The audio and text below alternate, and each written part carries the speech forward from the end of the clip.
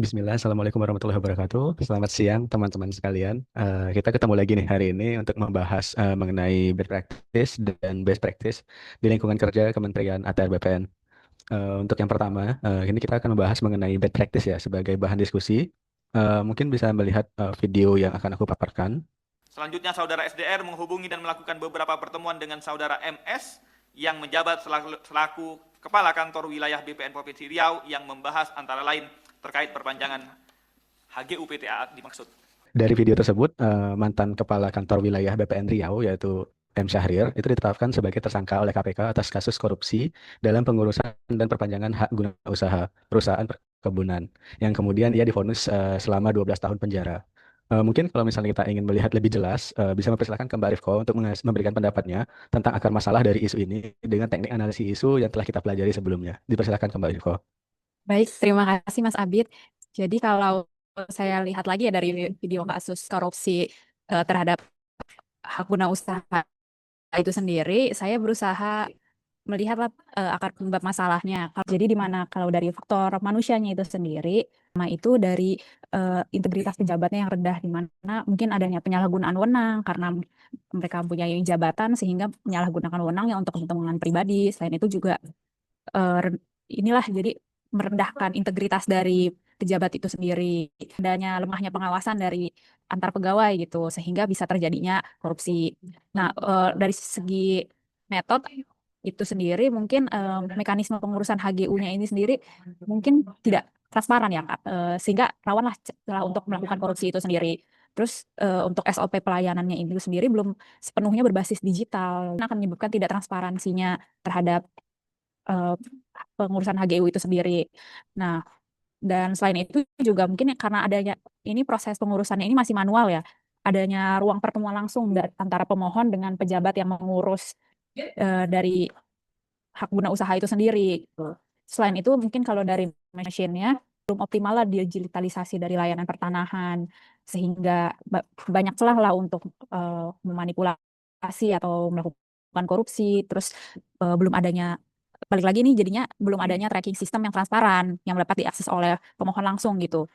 Sehingga ini untuk ke poin ketiga jadinya teknologi pengawasan internal audit digitalnya ini sendiri masih minim gitu. Lalu untuk dari manajemen ini sendiri mungkin karena lemahnya sistem pengawasan dan evaluasi kinerja dari para pejabat yang mengurus itu sehingga ciptanya budaya organisasi yang permisif terhadap praktik maladministrasi gitu.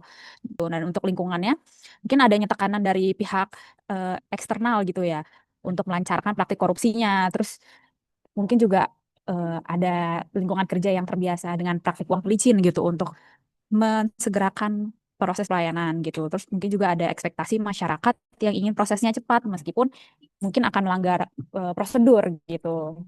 Jadi kalau menurut saya begitu sih. Oke, baik. Terima kasih Mbak Rifko. Mungkin untuk selanjutnya terkait dampak dari masalah ini, itu bisa dijelaskan oleh Mas Dandi. Saya persilakan kepada Mas Dandi untuk memberikan komentarnya.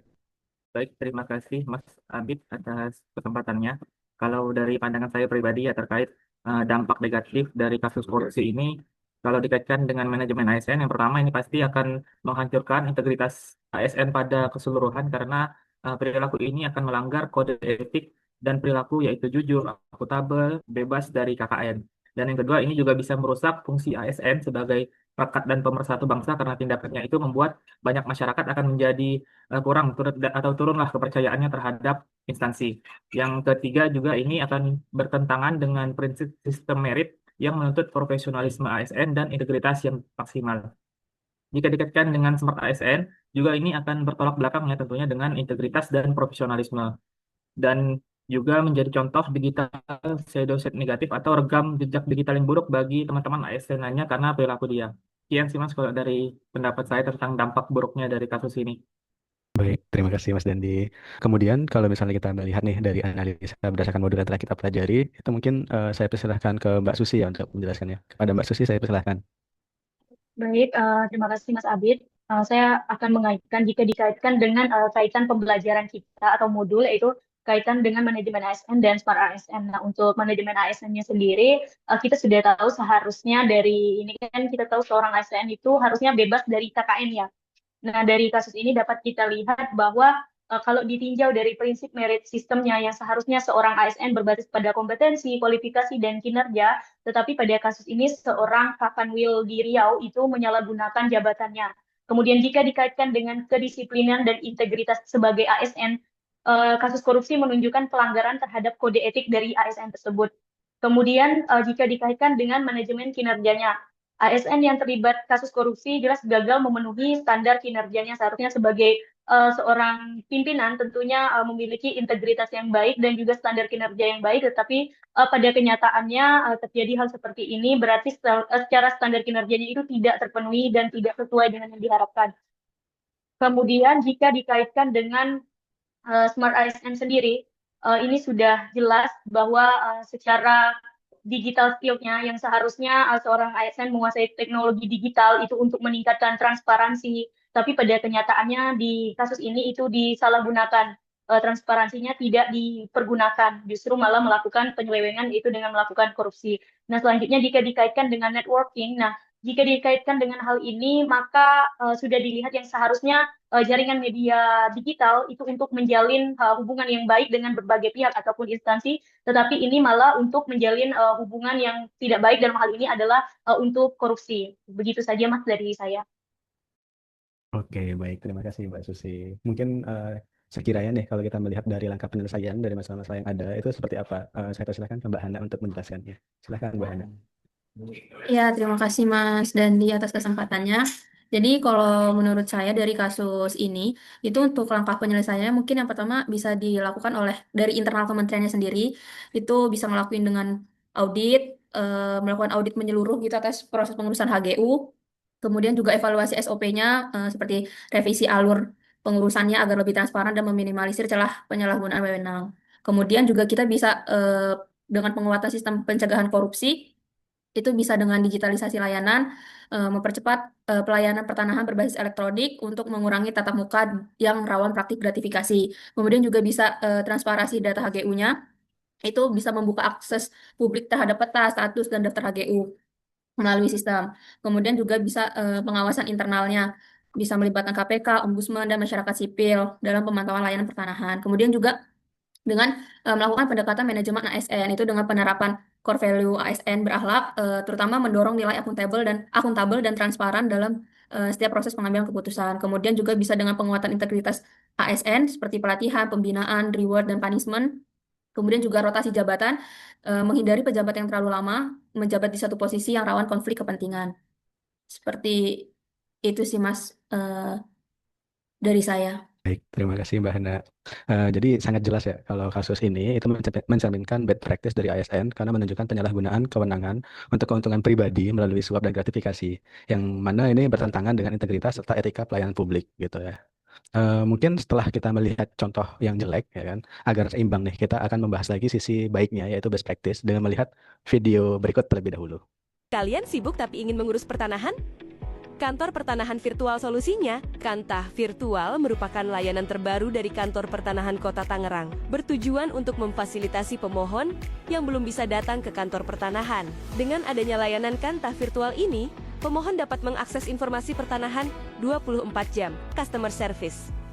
Bertugas memberikan informasi dan membantu masyarakat yang memiliki kendala dalam urusan pertanahan, membantu proses pendaftaran tanah, dengan menginformasikan persyaratan. Mohon bisa langsung mengisi formulir untuk membuat janji pengambilan berkas ke kantor pertanahan melalui drive-thru atau untuk layanan peralihan hak dan royak, loket langsung, atau untuk layanan pendaftaran wakaf.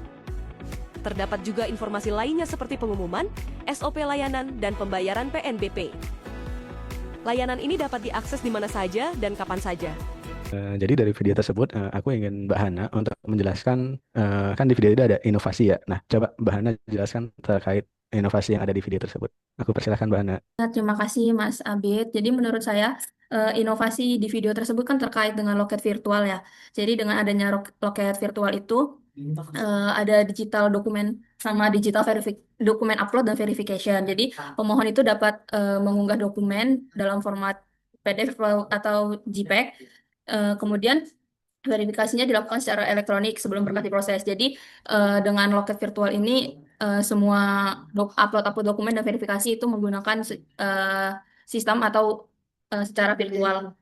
Kemudian dari integrasi dengan data nasional. Jadi dengan adanya inovasi loket virtual ini terhubung dengan di Dukcapil, Kemenkeu, Kementan, dan lainnya untuk verifikasi identitas, pembayaran PBB hingga kesesuaian lahan pertanian lahannya. Kemudian dari adanya loket virtual ini, semuanya itu dashboardnya itu lebih transparansi gitu. Kemudian antrian online dan juga reservasi. Jadi pemohon itu bisa daftar antrian online agar tidak menunggu lama di kantor seperti itu. Dari yang saya tangkap dari video tersebut sih inovasi dari loket virtualnya seperti itu Mas Dandi. Oke, baik, terima kasih Mbak Hana. Selanjutnya nih terkait dampak positif ya kan. Ya, kalau misalnya ada loket virtual itu kira-kira apa ya? Mungkin Mas Dandi bisa memberikan pendapatnya. Silahkan Mas Dandi. Jadi untuk dampak ya dari penerapan virtual loket ini ya pasti ini adalah salah satu inovasi yang baru dan menarik ya di ASN kita, terutama di kementerian kita ada Kantah Kota Tangerang yang menerapkan loket virtual untuk pelayanan mereka. Dan dalam segi manajemen ASN ini pasti mendukung fungsi ASN sebagai pelayan publik dengan layanan yang inovatif, transparan, dan efisien. Juga meningkatkan akuntabilitas dan efektivitas kinerja karena masyarakat dapat mengakses layanan atau pengetahuan tanpa harus mereka hadir dan datang langsung ke kantor. Dan juga ini menunjukkan tata kelola birokrasi yang responsif dan adaptif terhadap kebutuhan masyarakat, juga terhadap perkembangan dan era teknologi yang semakin maju saat ini. Jika dikaitkan dengan Smart ASN, pastinya ini mencakup beberapa poin dari Smart ASN itu sendiri, di mana ada digital skill, digital culture, dan juga networking dan hospitality, di mana ini akan memperluas akses layanan, meningkatkan kepuasan masyarakat, dan memperkuat jejaring dengan stakeholder yang terkait. Begitu sih Mas kalau dari terhadap dampak dari virtual tour ini. Oke, baik, terima kasih Mas Dandi. Kalau misalnya nih ada dampak positif ya, pasti ada dampak negatifnya dong gitu. Nah, kira-kira apa sih dampak negatif yang mungkin aja bisa terjadi dari loket virtual ini? Mungkin Mbak Susi bisa menjelaskan, Mbak? Nah, sebenarnya kan dari ada loket virtual ini kan sebenarnya kalau dilihat itu sangat-sangat positif ya, tetapi ada juga dampak negatif yang mungkin terjadi dengan adanya loket virtual ini. Salah satunya adalah terkait kesenjangan digital. Nah, masyarakat ini kan kita nggak tahu ya apakah semua masyarakat itu memahami mengenai teknologi. Kemudian ketika mereka tidak memahami kan berarti menjadi PR lagi untuk kita untuk menyediakan orang yang paham untuk menjelaskan kepada mereka sehingga ini bisa terlaksanakan atau bisa berjalan dengan baik. Kemudian juga yang selanjutnya adalah risiko keamanan data. Nah, dari loket virtual ini kan biasa seperti yang kita ketahui, data di media sosial kan itu sering bocor ya, maksudnya sering ada uh, kebocoran data lah. Ya. Ketika terjadinya kebocoran data ini, maka akan PR lagi bagi kantor kita sendiri, yaitu adalah masyarakat pastinya jadinya tidak percaya kepada kita karena data yang mereka lampirkan itu tidak aman atau tidak tersimpan dengan baik. Kurang lebih itu sih Mas yang dari saya. Oke, terima kasih Mbak Susi. Mungkin untuk Mbak Rifko nih ya, bisa memberikan pendapatnya bagaimana kaitannya dengan materi kita pada hari ini. Mungkin kepada Mbak Rifko, saya persilahkan. Kalau menurut saya sendiri, loket virtual ini tuh yang ada di Kantah Kota Tangerang menjadi contoh nyata gitu bagi kita selaku ASN untuk mewujudkan birokrasi yang profesional dan juga responsif gitu untuk memudahkan masyarakat. Jadi kalau saya lihat itu dari video kan masyarakat tuh tidak perlu datang langsung ke Kantah kan karena kita tuh tinggal mengklik layanan yang diinginkan dan kalau bingung kan tinggal melakukan Zoom interaktif sama petugas. Nah, tentunya ini kan juga selaras lah dengan tujuan reformasi birokrasi, pelayanan yang cepat, transparan, bebas KKN dan berorientasi kepuasan masyarakat itu sendiri gitu. Dan kalau dari segi integritasnya itu sendiri, loket virtual ini dapat menekankan potensi praktik korupsi dan pungli lah karena tidak bersentuhan langsung kan dengan tugas, antara petugas dan pemohon gitu. Sistem merit sendiri, manajemen ASN-nya ini, penempatan SDM berbasis merit ini tuh membuat inovasi ini tuh tentunya bisa berjalan optimal gitu karena berdasarkan kompetensi pegawainya gitu. Nah, kalau untuk Smart ASN itu sendiri, ASN di Kota Tangerang ini tuh kan menunjukkan kesiapan transformasi digital gitu dengan memanfaatkan teknologi untuk pelayanan publik sebagai digital culture lah di Kantah Kota Tangerang itu sendiri. Terus ini tentunya sangat baik gitu untuk menjawab tantangan birokrasi 4.0 gitu. Itu sih menurut saya Mas Abi. Oke, terima kasih Mbak Rifko. Jadi jelas ya, mungkin inovasi loket virtual ini dapat didorong sebagai bagian dari visi transformasi digital BPN ya, yaitu menjadikan pelayanan pertanahan yang lebih efisien dan transparan. Tentu ya harapan kita semua inovasi ini dapat menjadi contoh model layanan yang bisa diterapkan secara luas di seluruh Indonesia gitu. Mungkin cukup itu aja ya diskusi kita kali ini mengenai best practice dan best practice yang ada di Kementerian Atr BPN. Aku akhiri. Wassalamualaikum warahmatullahi wabarakatuh. Terima kasih teman-teman.